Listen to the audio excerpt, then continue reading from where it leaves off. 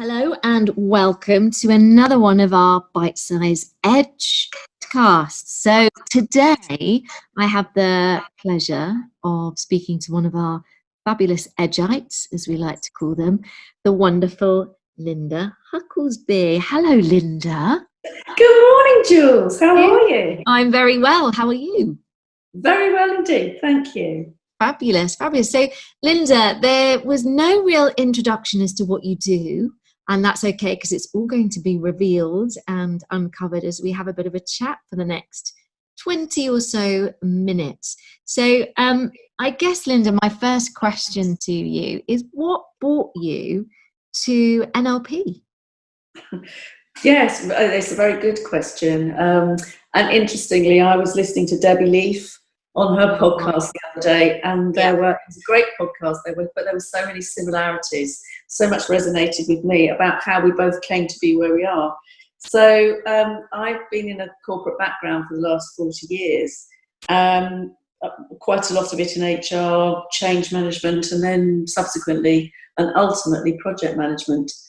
And I had been planning to retire and go off into the sunset, but was offered redundancy earlier than I expected. So I had felt that I should have a second career.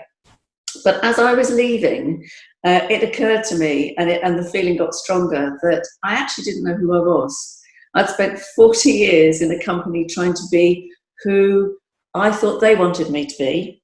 And I'd had no idea really what made me tick, what my values were, what I wanted. And it took me a little while to understand that.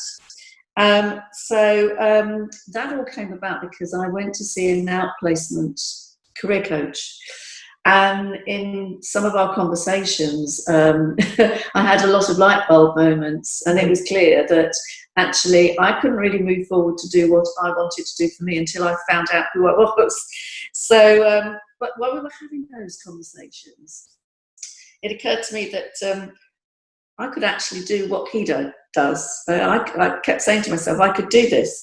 I could help people who've reached a critical path, crossroads in their life, move on to whatever it is they want to do, whatever it is they want to be. And also that I'd really missed the people aspect of the work because of doing project management latterly. I was dealing with things rather than people. And I'd missed it. I hadn't realised I'd missed it. But at that point, I realised it very strongly. And I suppose because I had a strong desire to be helped, I also had a strong desire to help other people. So I decided to look around to see what was available to train as a coach, because I'd come to understand that I thought my skill set probably fitted that quite well. And I'd done quite a lot of coaching in my HR career in the business. So I talked to quite a few people, and there was one name that kept coming out of the pile when people were recommending a company, and that was Edge. Thus, I started my Edge journey in 2017. Wow. So can I ask you a question, Linda? Because that's quite a big thing, isn't it? You spent 40 years in a corporate arena working for a particular company, and you said, the first thing that you needed to do was actually find out who you were. Was that quite a scary thought process? Was that a place where you suddenly went, oh gosh, this is Yes, it was hugely scary, because I thought I knew who I was. And then when I realised I didn't, and I didn't know where I was going, I didn't know what was driving me in life, absolutely everything. And my values all got messed up too, because I actually wasn't sure that I understood what my values were anymore. And is that because you spent so long working for an organisation that it's almost as if you take on their values, which then almost seeps into your personal world as well? Absolutely. I'd completely adopted the persona of this corporation. And yes, so the feeling of being lost was one big thing that came out of this when I left the company. Right. that was on one hand, and on the other hand, you noticed what I did there. On the other hand, it was very exciting because actually I knew I wanted to find myself, and I knew it was going to be an exciting journey. So scary and exciting, and all to the good. And now, where are we now? So we began the journey, and we'll talk about that journey. But let's skip to now. So 2017, you started your ed journey. We're now approaching the end of 2019. So where are you now, Linda? So funnily enough, I was looking back at my goals that I wrote in the Master Practitioner course. And it said by 2018, November 2018, I would have my own life coaching business. I'd be seeing a level of client movement that was comfortable for me, all that sort of thing. There were lots of things in it. Didn't quite happen, but it is, funnily enough, happening a year later. So maybe I was being I was forward thinking too heavily, if I can put it that way. But it all seems to be happening this year. So I'm doing life coaching, and I also do CV writing. And often the CV writing turns into life coaching or some sort of coaching opportunity. Yeah. So I only do it. I don't advertise. I made a decision when I was doing the Master Practitioner course that I didn't actually need to have a second career. That was something I came to understand, but I still very much wanted to help other people find themselves. So it's more of a vocation rather than a career. Okay. I take a level of customer that feels comfortable to me. Although I have to say I did get very busy, too busy earlier on this year, and I had to rein it back in. I'm still not very good at saying no. Hang on a minute. So Linda, you went from putting out there that you wanted to set up your own business and see a number of clients to a point where you were too busy. Yes, I was too busy. Wow. Because I wasn't saying no. All of my work comes through referrals. Okay. I decided from the beginning I wasn't going to advertise. I wasn't going to set up a website, and it would only be via referrals. And I would do that for a year and see how that went. If I needed to be busier, then I would put the infrastructure in place to support it. As it happened, I didn't need to do that because earlier this year, I was actually quite swamped. And it was my own fault because I do need to learn to say no and manage my time better. But that was back early summer, and everything is now back at a level that I find is good for me. Fabulous. And then, so as well as doing the coaching and stepping out of the corporate arena, what else are you enjoying? What in terms of life, or in terms of in terms of life? Because obviously for you, from what I'm hearing, is actually the work-life balance is really important to you. You've worked really hard for the last 40 years in an organisation, although you're not ready to completely retire and kick back and all the rest of it, and have that, as you called it, the second career, but made quite a big realization that you didn't need to have that, but it was a choice that you wanted to have that, but also about getting that balance right.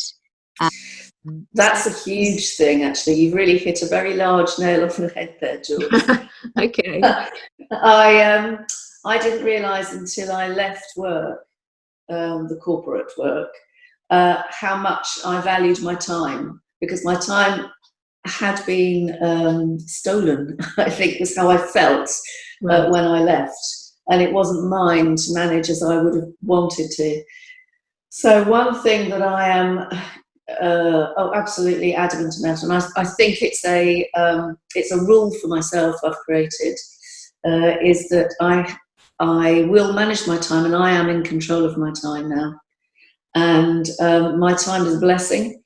It enables me to meet up with friends, people, do things that matter to me rather than things that I actually have to do. And that's a big difference for me. So my balance is great. My work-life balance is great. And my husband is just about to retire from work this week, actually. Oh my goodness. So fabulous. It is. It's a hell of an opportunity. You know, it's come to us quite early in life. So we decided, whilst we have our health and everything else you need to do it, that we're going to go and do some serious travelling. We got a bug about 5 years ago when we did some pretty serious travelling, but we had to go back to work after that, and now we don't. So yes, we're going to go on. How does it feel? Yeah. Oh, it's so liberating. Yeah. And the world is not as big as we think it is. You know, it's so accessible these days, but it's so different. Every little corner, I learned something new. It's a massive education, traveling the world, meeting new people, making new contacts, and then making new friends for life.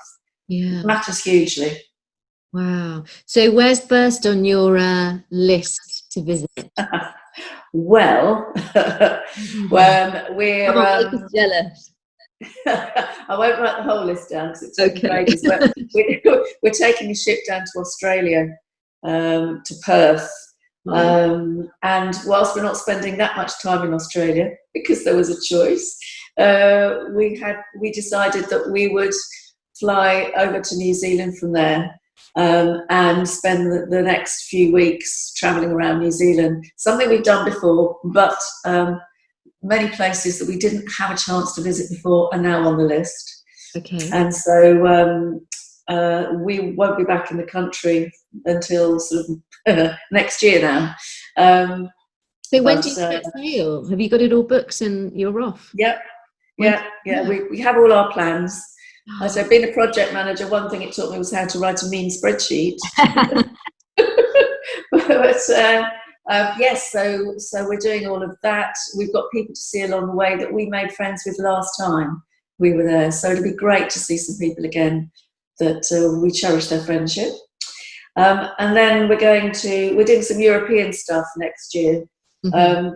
Bits that either we haven't been to together, mm-hmm. or bits that Andrew might not have been to. So we're going to Berlin, and then we're going to do a road trip down to France and just take our time again, now that we've got time. Yeah. Enjoying it and enjoying each other's company too, which will be fantastic. And then we're going to Alaska later on in the year.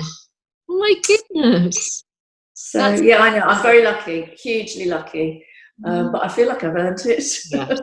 Absolutely. And if somebody were to ask you, if we were having this conversation, you know, at the beginning of 2017, maybe as you just started your NLP journey, or even just as you were leaving the corporate arena, and I was to say to you, okay, so by 2019, by the end of 2019, you're going to have a successful coaching business where you choose who you want to work with, your time is yours.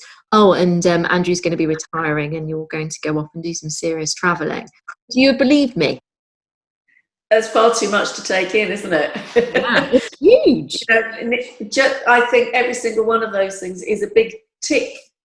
You know, there are such positive things, and suddenly my life, well, I've sort of, you know, the questioning funnel, yes. I've turned it upside down. So it's going from my life has gone from quite narrow, always repeating the same thing, the same routine, to opening that funnel out so wide you can't actually see the horizon. Oh, what a great so exciting.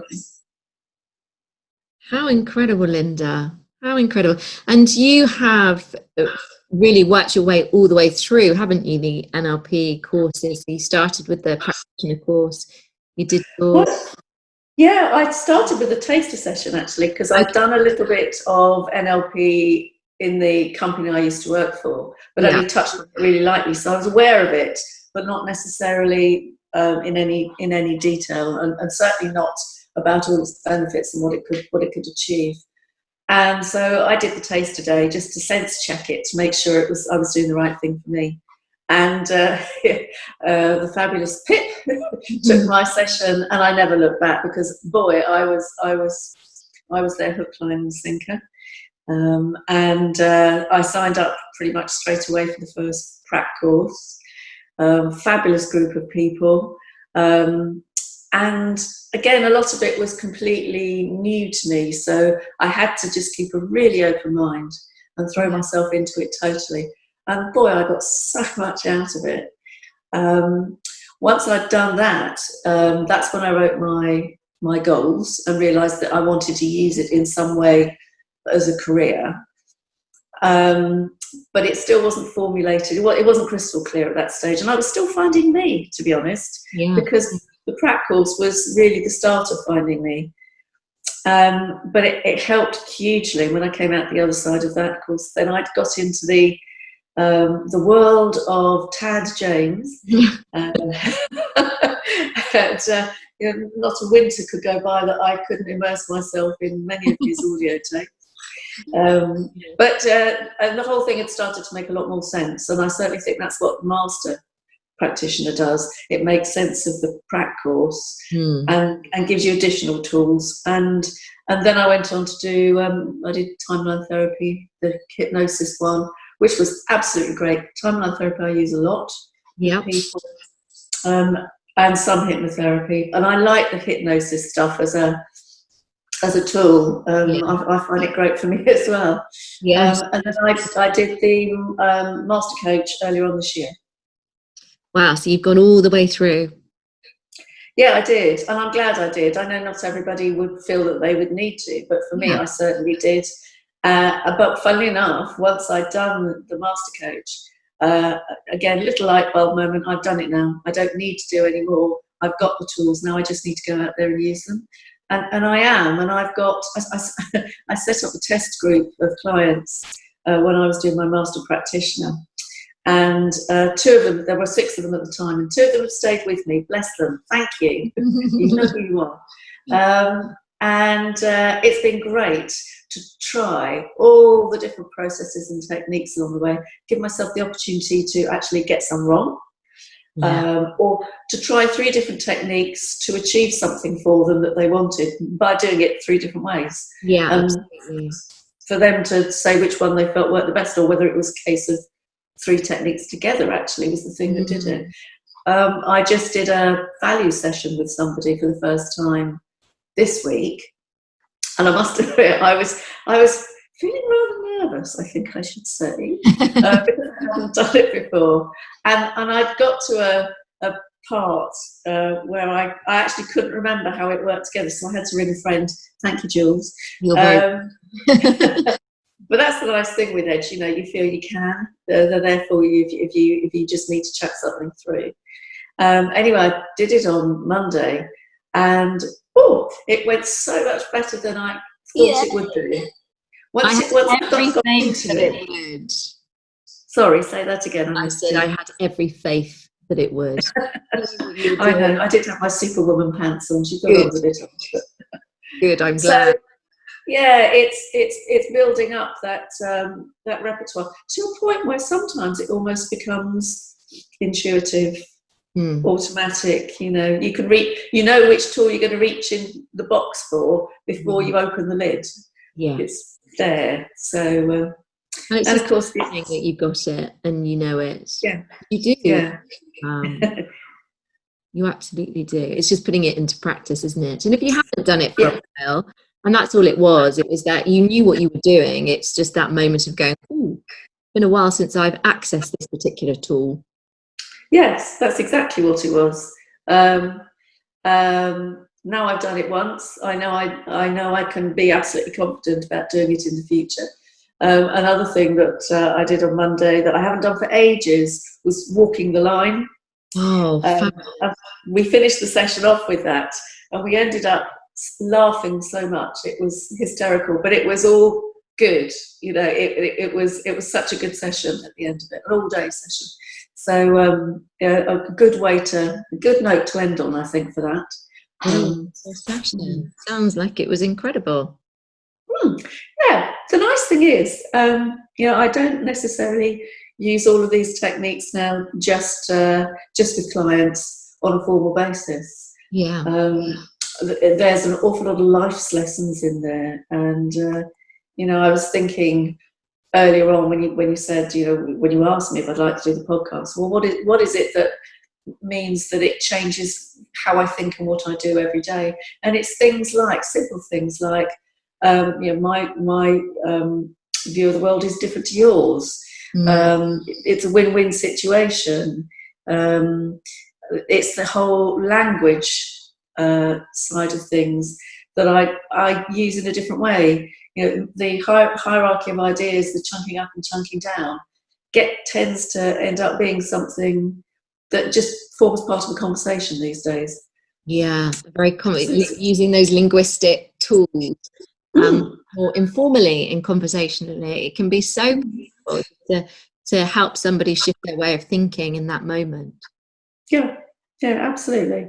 Amazing. Oh, Linda, it has been so lovely to talk to you, and just to kind of hear where you are now. And I mean, I've been part of your journey, and that's a wonderful thing. You know, Pip and I get to really, it's such a privilege to watch people just really go through it's almost like the caterpillar to a butterfly analogy of making some really big shifts and changes. And just seeing where you are now is so wonderful, to think that, you know, Andrew's going to be retiring, and finally you've talked about it for, I remember the conversations with you about this moment, and it's actually happening, and going out there and doing all of those things that you desire. And I love that idea of the funnel now, you know, going from narrow to just this expanse of opportunity. That's wonderful. Yeah, truly exciting. Oh, wonderful, Linda. Well, thank you so much for talking to me today. Oh, an absolute pleasure, and thank you very much for giving me the opportunity. Oh, you're very welcome. So, Linda, have a wonderful rest of today, and keep us updated on all your fabulous travels. Will do. And long may Edge continue to thrive and grow. Oh, thank you, Linda. Take care, and I will speak to you soon. Thanks very much, Jules. Take care. Take care. Bye. Bye.